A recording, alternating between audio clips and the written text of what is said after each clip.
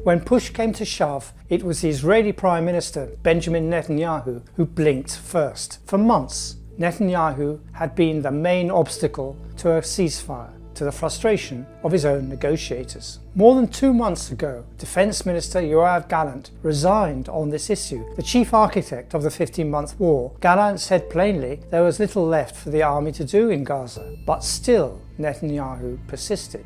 Last spring, he rejected a deal signed by Hamas in the presence of CIA Director William Burns in favour of an offensive on Rafah. In the autumn, Netanyahu turned for salvation to the General's Plan, aiming to empty northern Gaza in preparation for resettlement by Israeli settlers. The plan was to starve and bomb the population out of northern Gaza by declaring that anyone who did not leave voluntarily would be considered a terrorist. It was so extreme and so contrary to the international rules of war, it was condemned even by a former defense minister, Moshe Ya'alon, as a war crime and ethnic cleansing. Key to this plan was a corridor forged by a military road and a string of outposts cutting through the centre of the Gaza Strip from the border to the sea. The Netzarim corridor would have effectively reduced the territory's landmass by almost 1/3 and become its new northern border. No Palestinian pushed out of northern Gaza would have been allowed to return.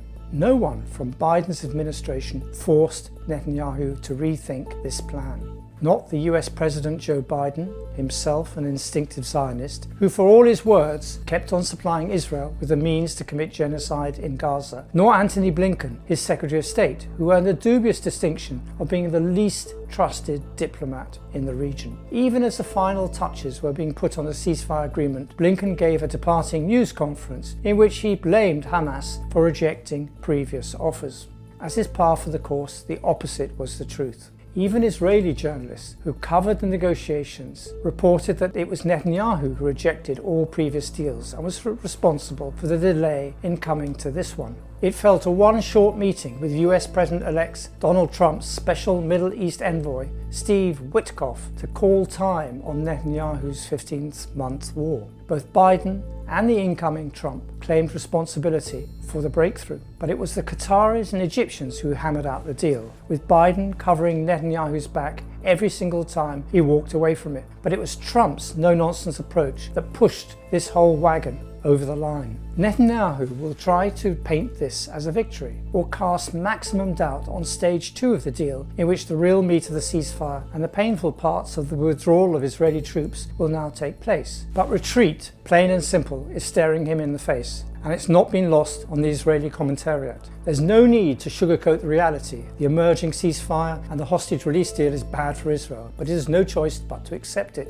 Yossi Yehoshua wrote on Ynet, "The ceasefire agreement is clear in stating that Israel will pull back both from the Philadelphia corridor and the Netzarim corridor by the end of the process, stipulations Netanyahu had previously rigorously rejected. Even without this, the agreement clearly notes that Palestinians can return to their homes, including northern Gaza. The attempt to clear it of its inhabitants has failed." This is the biggest single failure of Israel's ground invasion, and it's sinking into Israeli public opinion that the war is ending without any of Israel's major aims being achieved. Netanyahu and the Israeli army set out to collapse Hamas after the humiliation and shock of its surprise attack on southern Israel in October 2023. They demonstratively haven't achieved this goal. Take Beit Hanun in northern Gaza as a microcosm of the battle Hamas waged against invading forces. 15 months ago, it was the first city in Gaza to be occupied by Israel, who judged it to have the weakest Hamas battalion.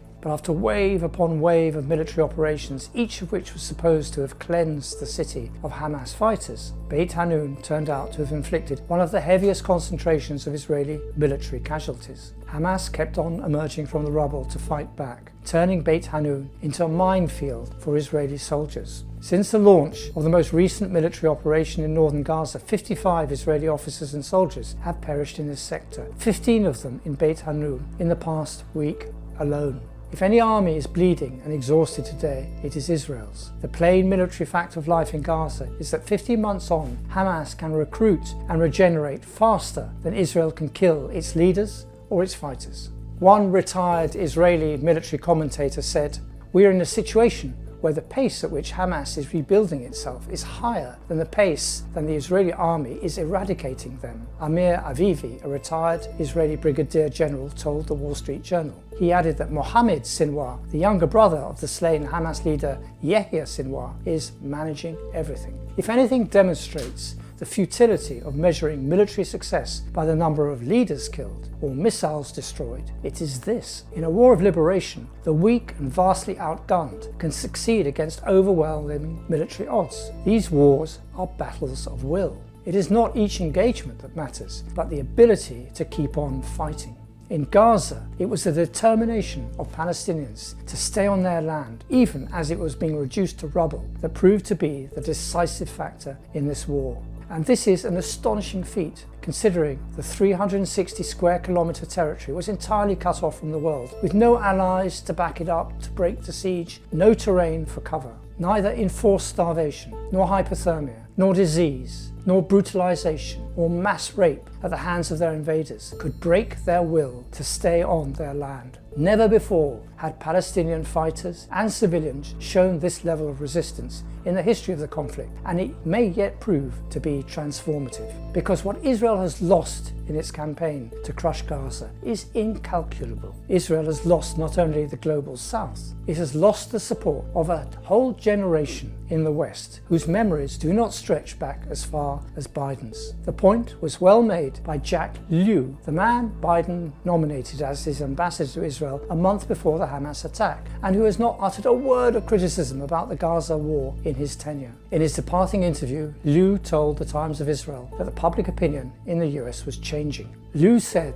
that the memory of Americans of this generation no longer went back to the founding of the state, or the wars, or the intifadas. It starts with this war, and you can't ignore the impact of this war on future policymakers, Lew said. Gaza has become the prison through which a new generation of future world leaders sees the Israel-Palestine conflict. Lew's parting shot is amply documented. More than 1/3 of American Jewish teenagers sympathize with Hamas. 42% believe Israel is committing genocide in Gaza, and 66% sympathize with the Palestinian people as a whole. This is a major strategic loss for a country that on the 6th of October 2023 thought it had closed down the issue of Palestine and had the world in its pocket. But the damage goes deeper than this. The anti-war protests, condemned by Western governments first as anti-Semitism and then legislated against as terrorism, have created a global front for the liberation of Palestine. The movement to boycott Israel is stronger than ever before. Israel is in the dock of international justice as never before. Not only are there arrest warrants out for Netanyahu and Gallant on war crimes, and a continuing genocide case at the International Court of Justice, but a myriad of other cases are about to flood the courts everywhere where Israeli soldiers travel. The Israeli army recently decided to conceal the identities of all troops who participated in the campaign in Gaza for fear that they could be pursued when traveling abroad. A ceasefire in Gaza is thus not the end of Palestine's nightmare, but the start of Israel's. Regionally, the ceasefire leaves Israeli troops in Gaza, Lebanon, and Syria. It would be delusional to think that Israel has restored the deterrence it lost when Hamas struck on the 7th of October. The 15-month war has set the region aflame, and Israel need not do much for another conflict to break out. Israel's undisguised bid to divide Syria into cantons is provocative to Syrians of all denominations. Its plans to annex areas B and C of the West Bank are an existential threat to Jordan. Annexation will be treated in Amman as an act of war. Deconfliction will be the patient work of decades of reconstruction, and Trump is not a patient man. With the enormous cost in lives, every family in Gaza has been touched by loss. But what Gaza has achieved in the last 15 months could well transform the conflict. Gaza has shown all Palestinians it can withstand total war and not budge from the ground upon which it stands. Gaza tells the world that the occupiers threw everything they had at them, and there was not another Nakba. Gaza tells Israel that Palestinians exist and that they will not be pacified until and unless Israel talks to them on equal terms about equal rights. It may take more years for that realization to sink in, but for some Israelis it already has. Columnist Yair Asulin wrote in Haaretz, "Even if we conquer the entire Middle East, and even if everyone surrenders to us, we won't win this war." When this conflict is finally over, Gaza may yet prove to have been the key battleground around which this long war has turned. What everyone in Gaza has achieved is of historic significance.